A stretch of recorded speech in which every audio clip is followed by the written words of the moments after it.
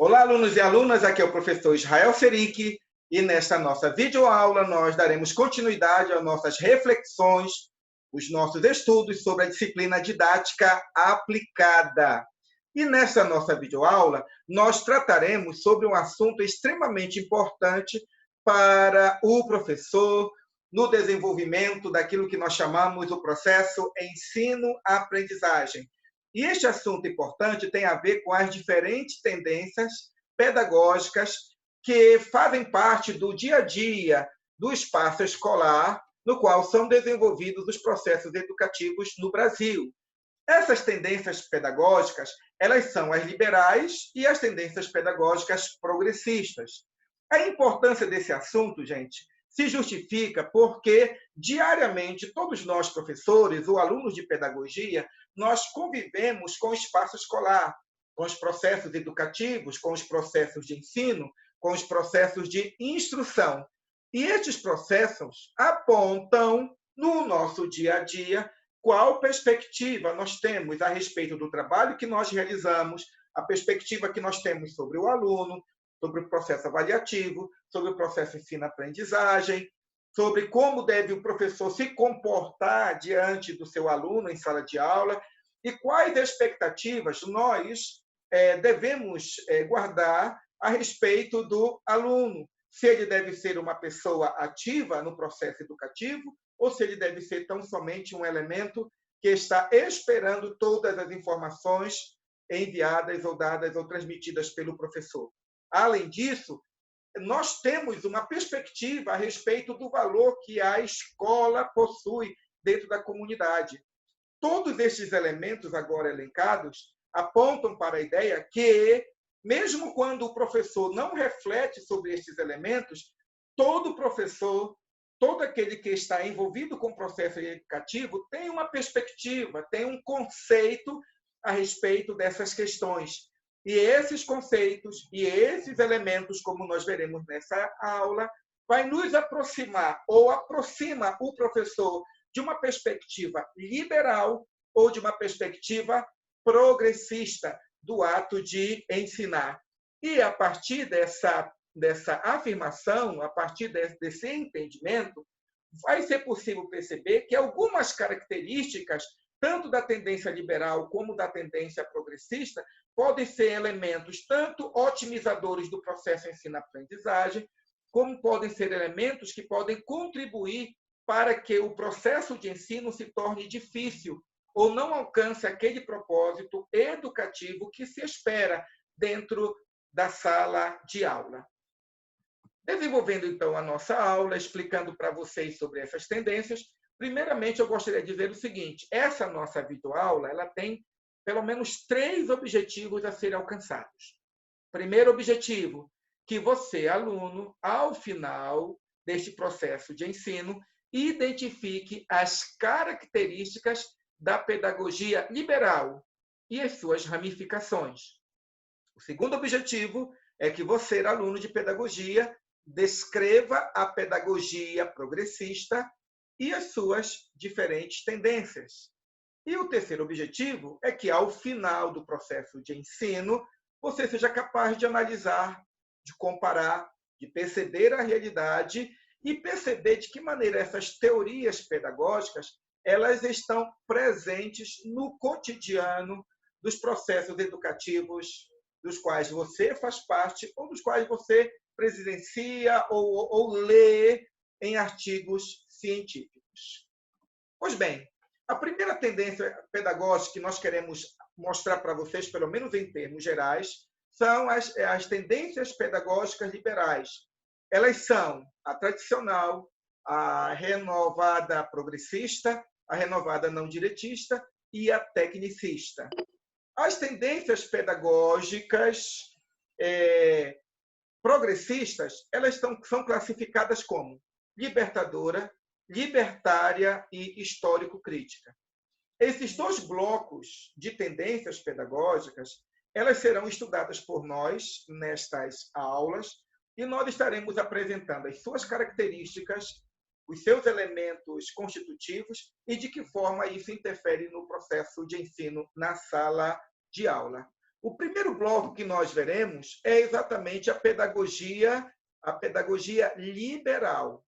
Essa pedagogia liberal, ela historicamente, ela dá uma ênfase nas aptidões individuais dos estudantes para o processo de ensino e aprendizagem. Ou seja, segundo os conceitos gerais dessa pedagogia, certo? A grande ênfase é exatamente o indivíduo. O professor, ele tem os olhos focados no aluno e esse professor, ele consegue perceber as características, as habilidades, as competências, os conhecimentos dos alunos. E este professor, ele coloca dentro do processo de ensino e aprendizagem o aluno como um elemento focal, pelo qual este professor vai desenvolver todo o processo de planejamento da sua aula e vai também executar este planejamento em sala. Nessa perspectiva, o aluno é visto prioritariamente de forma individual e independente do seu contexto. E isto é muito bom, é muito importante perceber, porque nós veremos no decorrer da nossa aula que uma das diferenças entre a pedagogia liberal e a pedagogia progressista é que a pedagogia liberal foca no aluno, como se este fosse em si mesmo um elemento em separado do mundo social no qual ele vive, interage, do qual ele pertence. Já a pedagogia progressista problematiza o aluno, percebe o aluno, tendo como verdade de que este aluno ele faz parte de um mundo social e de que este mundo social interfere na formação deste aluno e, portanto, interfere no processo ensino-aprendizagem. Quanto à pedagogia liberal, que é o que nós estamos explicando aqui, é preciso perceber, então, que para estes professores, quando eles preparam a aula ou quando eles desenvolvem o processo educativo, estes professores eles não enfatizam as realidades socioeconômicas, políticas, religiosas, culturais, das quais esse aluno ou esse grupo de alunos dos quais ele trabalha diariamente, emergem.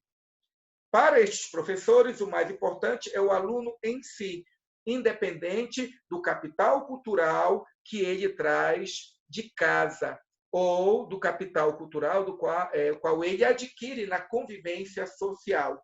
Neste sentido, então, como diz o texto, o aluno ele é percebido fora de seu contexto.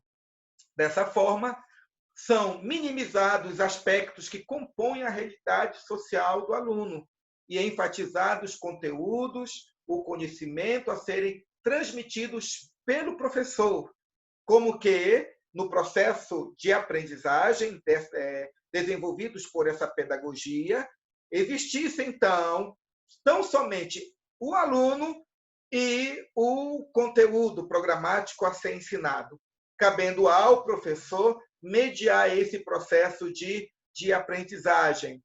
Cabe ao aluno, nesse contexto, então, apenas receber as explicações e, a partir de suas capacidades pessoais inatas, aprender a como se comportar no mundo social. Portanto, dentro dessa perspectiva da pedagogia liberal, a função do professor, a função do sistema educacional é preparar o indivíduo para se harmonizar com a vida social, assumindo o seu papel social para o qual ele foi destinado.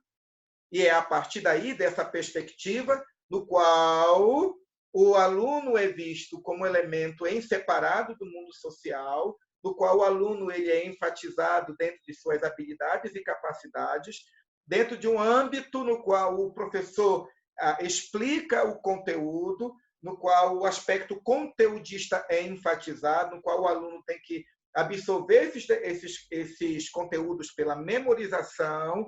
É a partir desse contexto que se cria todo um processo de aprendizagem e de ensino focado dentro de uma perspectiva de uma pedagogia liberal.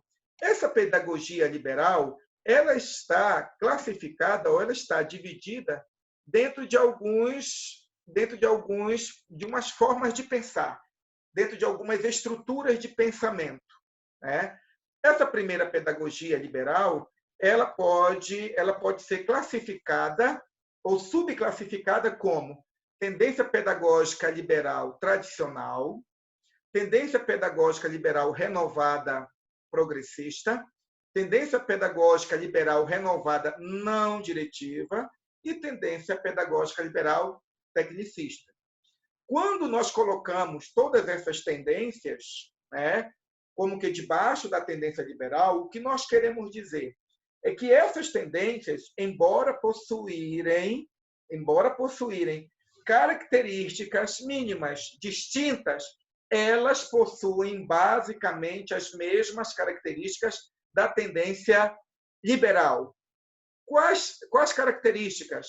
O enfoque no aluno, o descolamento do aluno da sua vida social, a ênfase no conteúdo, a ênfase no professor como aquele que detém o conhecimento, a ênfase no aluno como aquele que deve aprender o conteúdo para si, e geralmente pelo processo de memorização, e também a perspectiva de que o processo educativo tem como finalidade primordial adequar o aluno à vida social. Cada uma dessas características elencadas, resumidamente há pouco, elas estão presentes nessas outras tendências, que são subgrupos da tendência pedagógica liberal. A partir daí, então, nós nos propomos a explicar para vocês o que é a pedagogia liberal tradicional. Observe o seguinte, esta tendência é a tendência mais antiga que nós encontramos no Brasil, visto que ela está no Brasil a partir da presença dos padres jesuítas.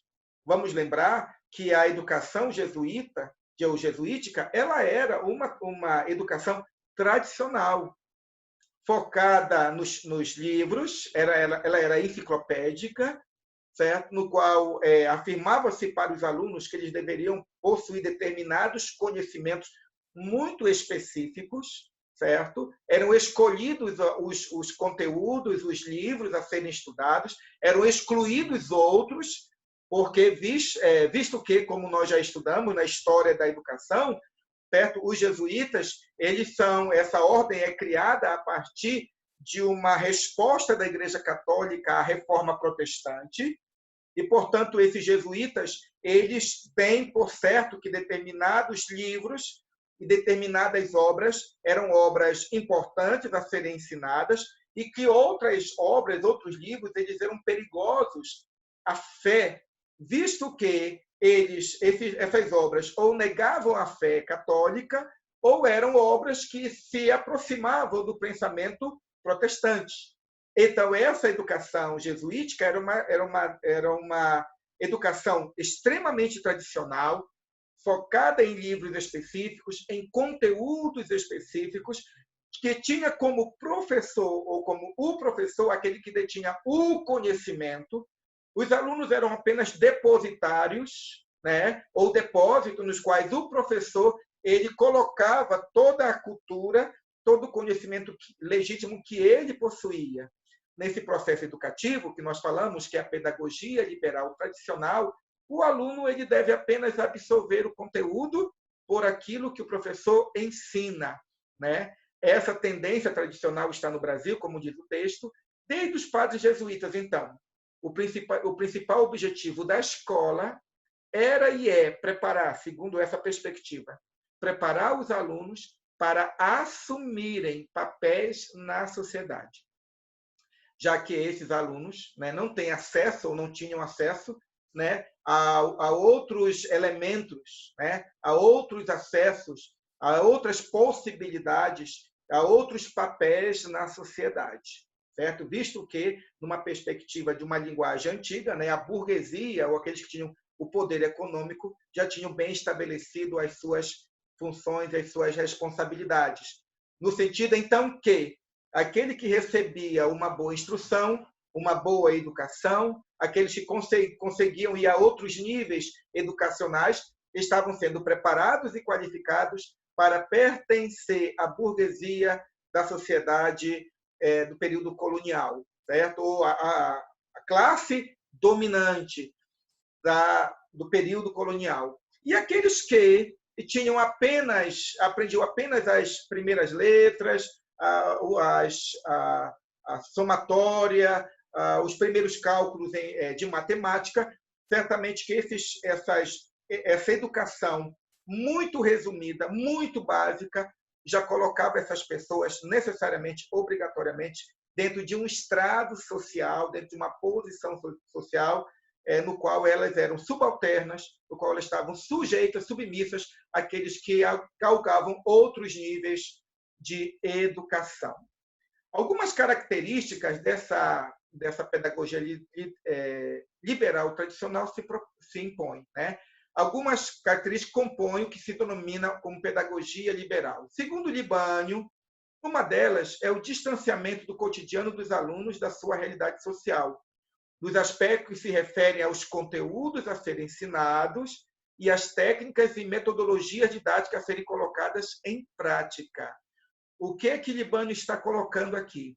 É que essa pedagogia liberal tradicional, ela faz um distanciamento entre aquilo que é ensinado e aquilo que faz parte do cotidiano, do dia a dia, né, como nós falamos, da vida comum do aluno, certo? E que poderia ser um elemento riquíssimo a ser trazido, a ser colocado no espaço sala de aula para o processo de aprendizagem.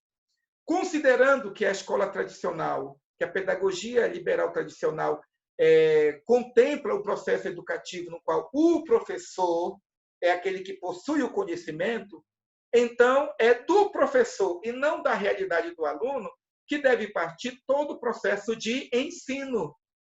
Portanto, todas as experiências, portanto, todos os exemplos, todas as possibilidades de se explicar um assunto está no professor, na cultura do professor, na experiência do professor, e não na cultura do aluno e nem na experiência do aluno. Outra característica marcante é a relação entre professor e aluno. Existe a predominância da palavra do professor, das regras impostas, do cultivo exclusivamente intelectual. Ou seja, dentro dessa pedagogia liberal tradicional, o que é enfocado é a autoridade do professor para realizar todas as atividades, conduzir todo o processo educativo. Nesse sentido, a figura do professor é colocada em destaque e a figura do aluno é colocada abaixo, como sendo aquele que olha para cima, esperando que a cultura, que o conhecimento venha do professor para o aluno. E, a partir daí, como se diz, considerando que o professor é aquele que detém o conhecimento, uma vez que ele é o padrão de ensino e o padrão a ser desenvolvido ou a ser alcançado, essa educação ela se torna uma educação exclusivamente intelectual. Ou seja, o aluno ele deve aprender os conteúdos, ele tem que ter as informações, ele tem que ter os dados. Mas todas essas informações, todos esses dados, eles são apresentados para o aluno tão somente para que ele decore, para que ele saiba. E em determinados processos avaliativos, que geralmente são processos avaliativos quantitativos, o aluno saiba como realizar, ou tem a informação memorizada. Considerando que essa pedagogia liberal tradicional não contempla o aluno em sua especificidade, como fazendo parte de um grupo social, de um meio social, é claro que o processo ensino-aprendizagem, todo ele é desenvolvido a partir dessa realidade.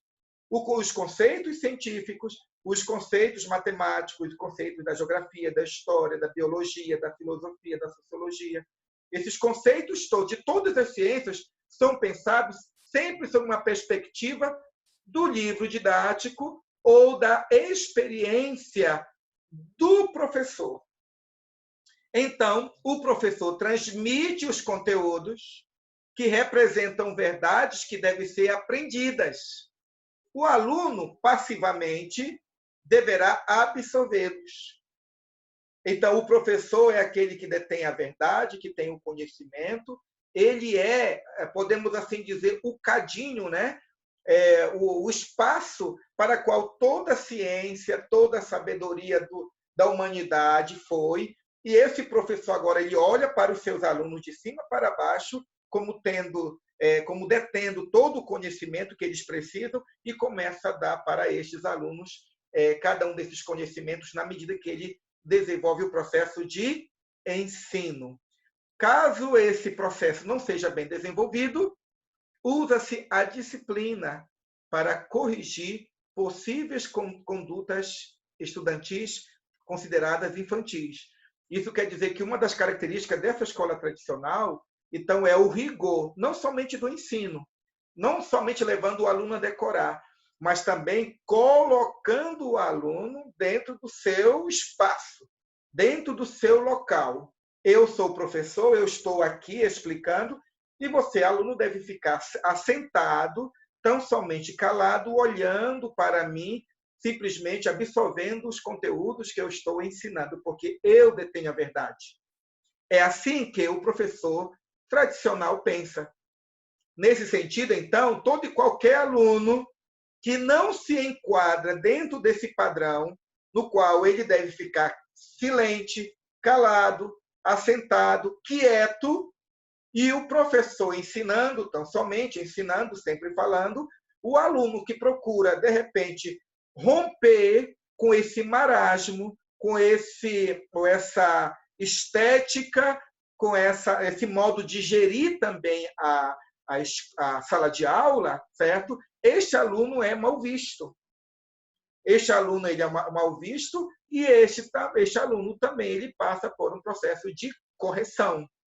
Certamente que na época do Brasil colônia, na época dos jesuítas, nós tínhamos a palmatória e toda sorte de violência física, certo? E meios de infligir a esses alunos algum constrangimento, certo? Alguma forma de disciplina.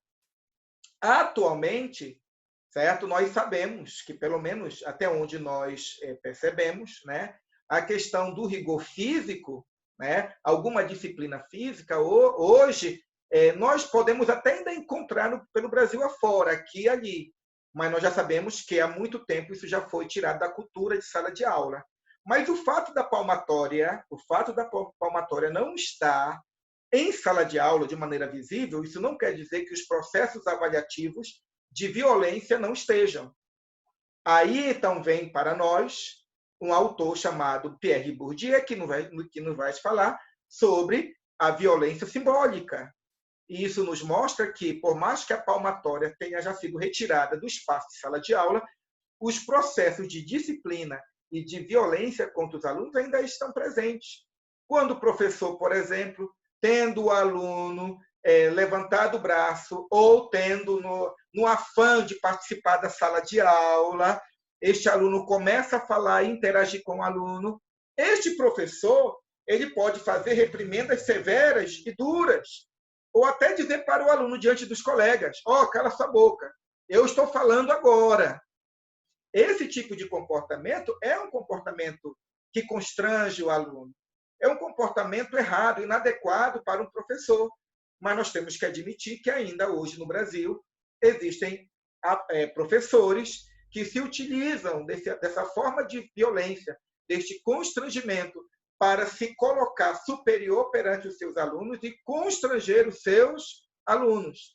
Portanto, toda vez quando o professor ele se utiliza de qualquer recurso, de qualquer meio, de qualquer estratégia, certo? Para minimizar o aluno, para constranger o aluno, para calar o aluno, sendo que este aluno quer participar, quer mostrar o seu conhecimento, quer dar uma contribuição para o processo ensino-aprendizagem, e, de repente, esse professor barra o aluno, constrange ou impede o aluno, esse professor se mostra alinhado com a pedagogia liberal tradicional.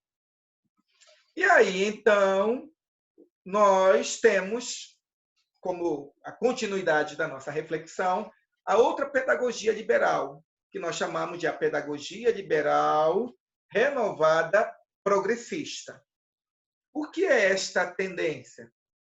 O que é esta pedagogia? Quais são as suas características? Primeiro, a tendência pedagógica renovada é fruto do movimento da escola nova, iniciado lá na Europa, como nós já estudamos na história da educação, que procurou mudar o rumo da educação tradicional, intelectualista, digo, livresca, dando-lhe o sentido vivo e ativo. Observe, nesse período, quando a escola nova se desenvolveu lá na Europa, a escola tradicional, a educação tradicional predominava. E quais eram as características dessa educação tradicional? Primeiro, intelectualista, ou seja, os alunos eles eram ensinados a adquirirem informações, terem conhecimento, saberem conceitos ligados à ciência.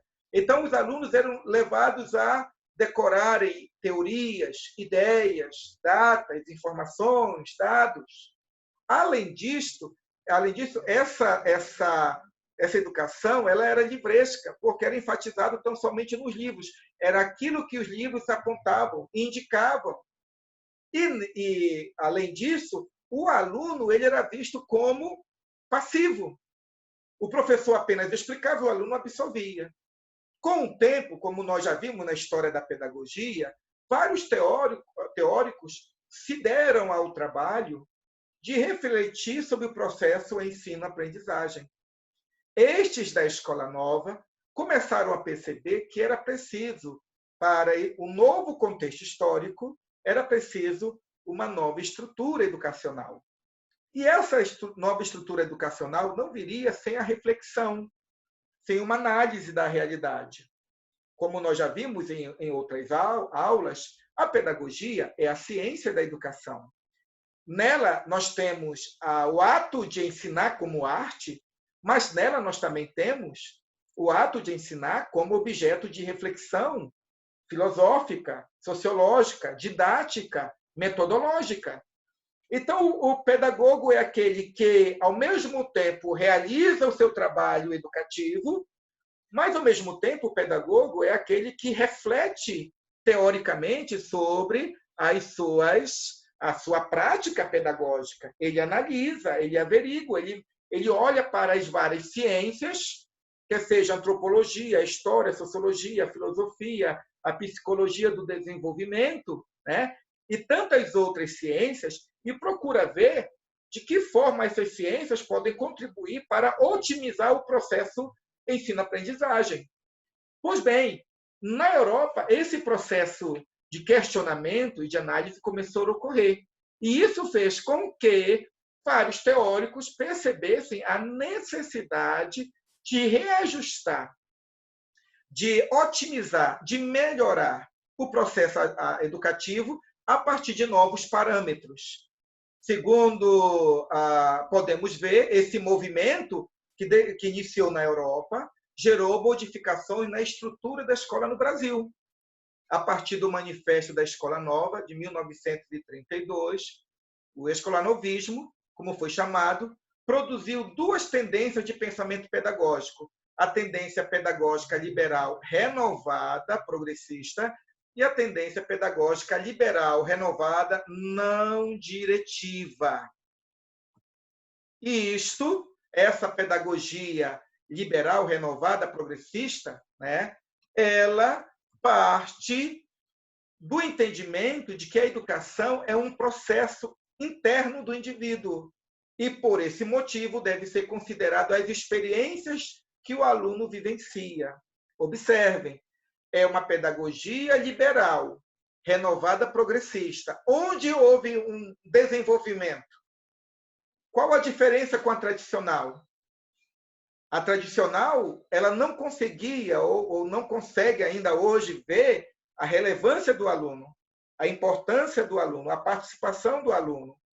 Quando nós falamos em pedagogia liberal renovada progressista, né, essa tendência já percebe o aluno.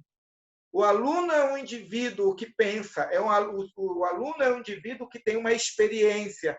O aluno ele traz para para a sala de aula uma cultura, um cabedal cultural. Esse cabedal cultural ele pode ser muito bem utilizado para o processo ensino-aprendizagem. Essa experiência toda que o aluno traz para a sala de aula pode ser uma experiência para aprofundar conteúdos. Essa experiência pode ser um elemento fundamental para o professor iniciar o processo de ensino. Enfim, essas experiências vivenciadas pelo aluno podem ser um novo desafio para que o professor ele crie novas estratégias de ensino, escolha novos meios didáticos para poder melhor mediar o processo ensino-aprendizagem.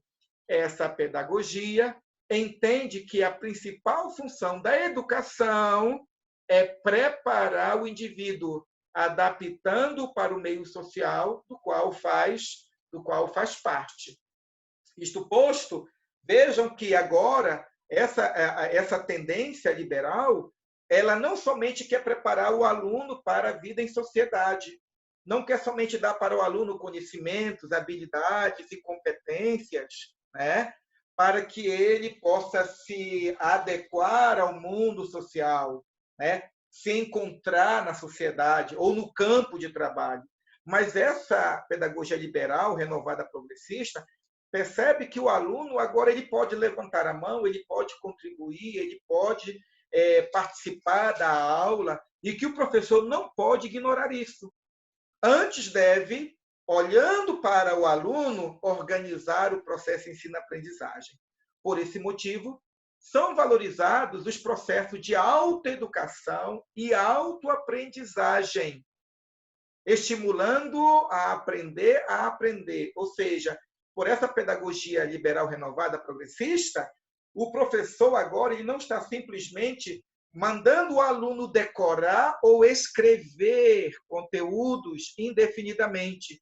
Agora, o professor ele está oportunizando aos alunos as condições mínimas, os estímulos mínimos, para que o aluno se veja como um ente que aprende e um aluno que pode também produzir conhecimento. Neste sentido, quando nós estamos aqui nessa videoaula, e após essa videoaula você vai ter que fazer um desafio a partir de um estudo de caso, este desafio, pautado em um estudo de caso, podemos assim dizer, é uma atividade avaliativa, é uma atividade de ensino, é uma atividade de aprendizagem que se enquadra dentro dessa pedagogia liberal renovada progressista. Por quê? Porque o aluno está sendo estimulado à sua autoeducação, à sua produção do conhecimento. Vocês vão ler o texto, vocês vão ouvir a minha videoaula e, a partir daí, vocês serão convidados a resolver uma questão real, né? Ou seja, maneiras para que os estudantes aprendam de forma mais eficiente, segundo esse pensamento. E a maneira mais eficiente, segundo essa maneira de pensar ou de perceber o processo de aprendizagem ou de perceber o aluno, é dando ao aluno a oportunidade de mostrar o que ele sabe, a cultura que ele já tem e de que forma ele pode utilizar essa cultura para produzir novos conhecimentos. Essa pedagogia ela está em harmonia com o pensamento de Montessori, Dewey e tantos outros autores, como também Piaget e outros autores, visto que esses autores eles dão ênfase na importância do mundo social, ou a importância do mundo ao redor da criança, para que a criança aprenda. Então, o que nós percebemos a partir dessa pedagogia liberal renovada progressista?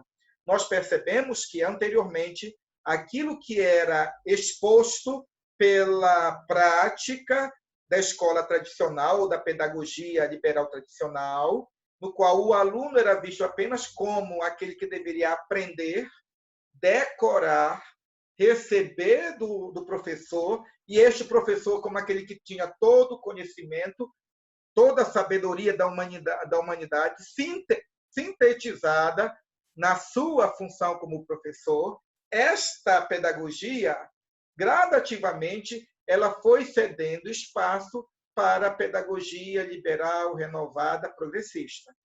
Essa pedagogia liberal, renovada, progressista, ainda entende, ainda trabalha para conformar a criança, o indivíduo, à vida social. Ele ainda acredita, ou ela, né, a pedagogia, nessa pedagogia ainda afirma que a função do sistema educacional é qualificar e preparar o indivíduo para a vida em sociedade, para cumprir uma função específica na sociedade. Entretanto, existe um acréscimo, um avanço nesse processo de reflexão. Essa pedagogia agora olha o aluno como um ente social que possui uma cultura, que possui uma experiência, e que tudo isso pode ser desenvolvido, pode ser utilizado pelo professor para que o aluno possa gerir o seu próprio conhecimento, abrir novas janelas para a sua autoaprendizagem, sua autoeducação. E, a partir daí, nós vamos perceber que novos processos educativos vão ser desenvolvidos, uma nova metodologia, novos processos didáticos vão ser apresentados e aprimorados, e essa pedagogia liberal renovada progressista também vai abrir um novo campo de reflexão, um novo processo de percepção do processo ensino-aprendizagem. E a respeito dessas consequências teóricas, nós veremos na próxima aula, quando nós falaremos sobre essas tendências pedagógicas. Até a próxima aula, gente. Até mais.